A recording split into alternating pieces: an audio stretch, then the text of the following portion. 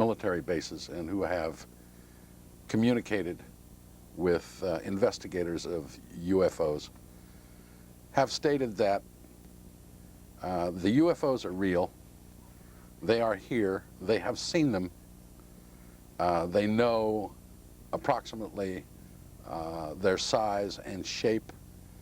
They also know that at the crash at Roswell that there were alien bodies removed along with the debris of the ship, and that these bodies were ultimately sent to Wright-Patterson Field in Ohio, where they were stored and have been for many years. They are not all at Wright-Patterson. There are several that were shipped to other places in the United States for investigation, namely autopsies of the alien bodies.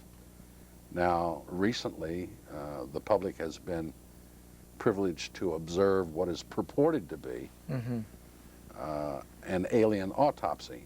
That is highly questionable because of the fact that it was discovered so many years after the incident, number one. Number two, the poor quality of the film itself.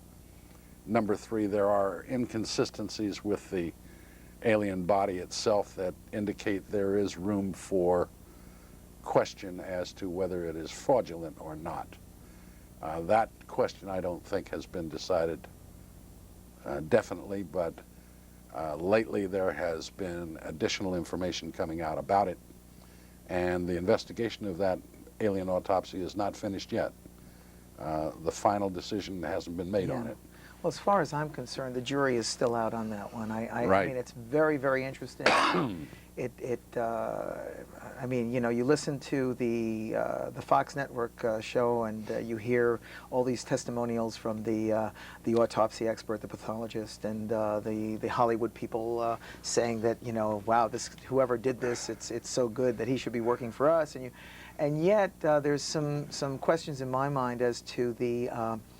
For example, the photographer who supposedly sold the canisters of film to Ray Santilli in England, you know, if this is as closely guarded, top secret as it is, the thought of this photographer happening to get away with a couple of canisters of film is, you know, definitely strains the possibility of it being real. Well, the manner in which it was explained by Santilli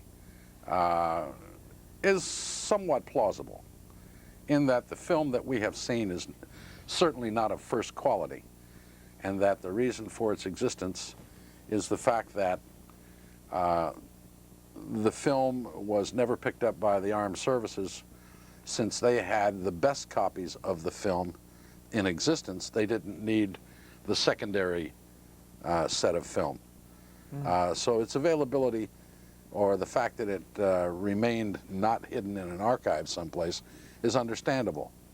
Also, the passage of time, since 1947 to 95 or 92 when this was discovered, so many years had passed that the photographer would no longer be fearful of his job or his military status in jeopardy or his retirement, etc. And he would have been at an age where he's closer to passing away than staying alive indefinitely. So as one witness had previously said, a female who worked at one of the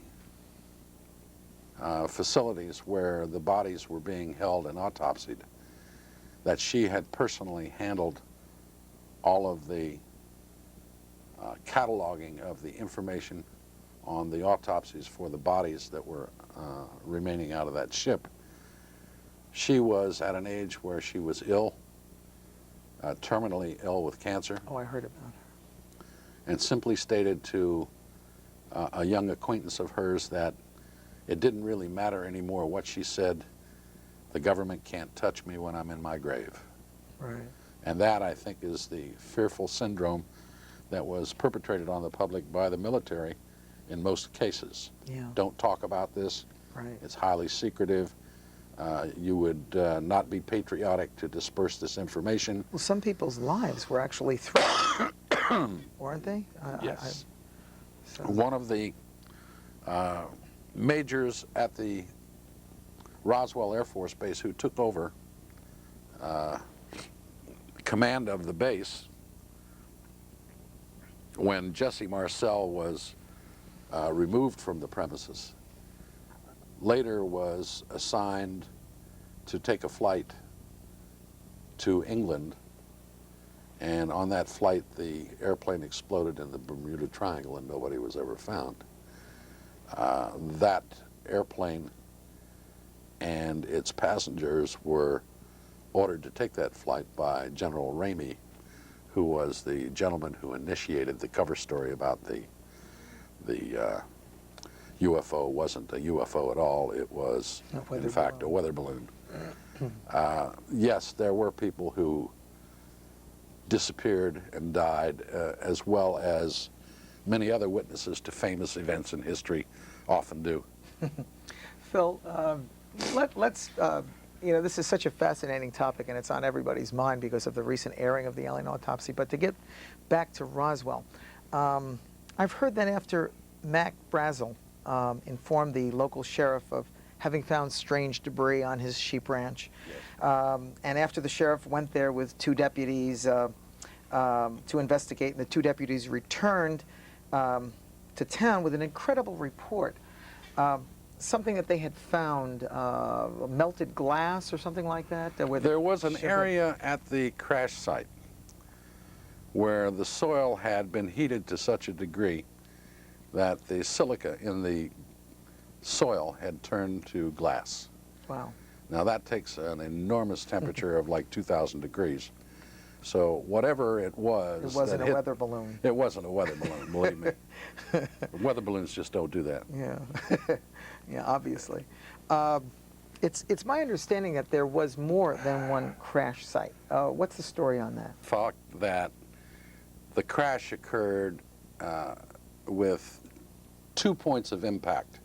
One was the initial striking of the Earth by the saucer itself, which caused the metal shards and pieces to be strewn over the countryside for several hundred yards.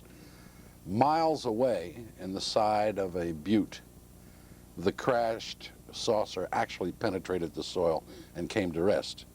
That's the area where they found the opened, crashed saucer and the bodies that were strewn about.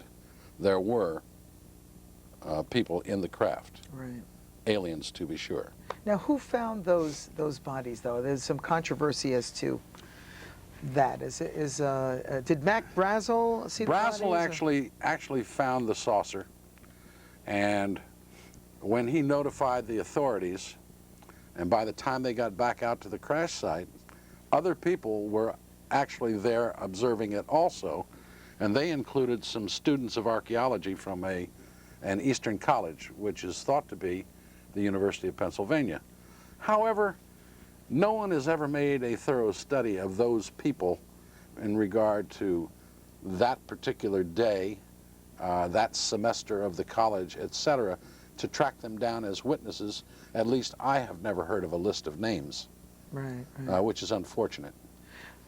You know, Phil, all this leads me to ask, why do you think that our government finds it so necessary to keep all of this a secret? Just after all your years of study and everything, and being into this, and your own hunch. I know this is all up for speculation, but as enormous as the amount of information is now that has been formulated over the years about UFOs, it would have seemed obvious that the government and its military were unprepared for anything like this when it occurred. Their minds just did not think along these lines. There was total confusion as to how to handle it, what to do, how to extract information from it. Is it militarily useful? Can we put this information to use in developing weapons of war? I mean, this is the mentality that existed at the time.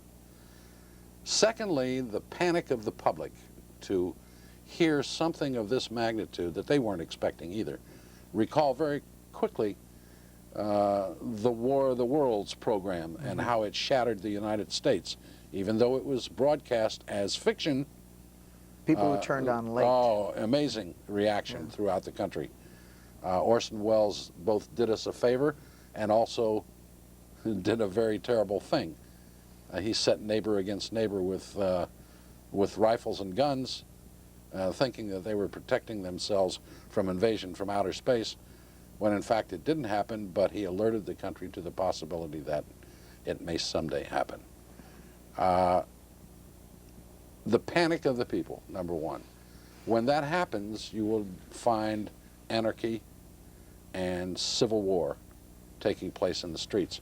The public, in thinking that there was another race of people or beings who were smarter than our government, because in fact they got here from where they came from, why should they continue their allegiance to a government who couldn't even defend them against invasion?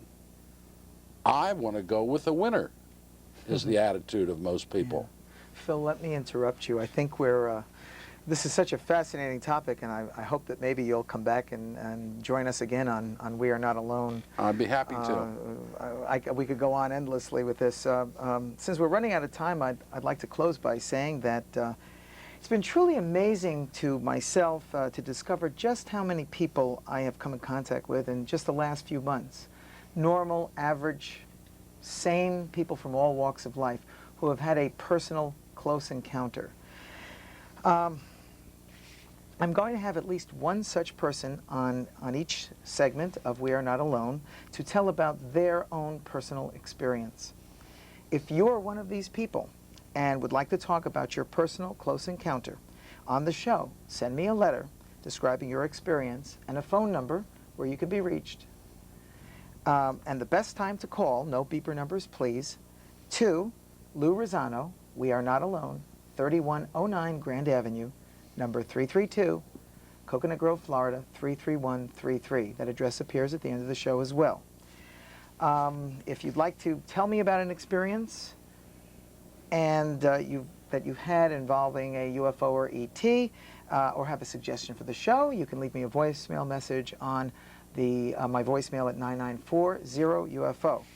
I want to thank Phil Solomon for being a guest on the show again. My pleasure. I want to thank everybody for tuning in, and be sure to watch next week when you'll hear about the amazing close encounter of a man by the name of William Cooper that happened while he was stationed on a Navy submarine, and the top secret documents that he subsequently saw, which conclusively prove the government's awareness of the existence of extraterrestrial aliens on our planet. Thanks for watching. I'm Lou Rosano for the Mutual UFO Network and the Miami UFO Network, and remember, we are not alone.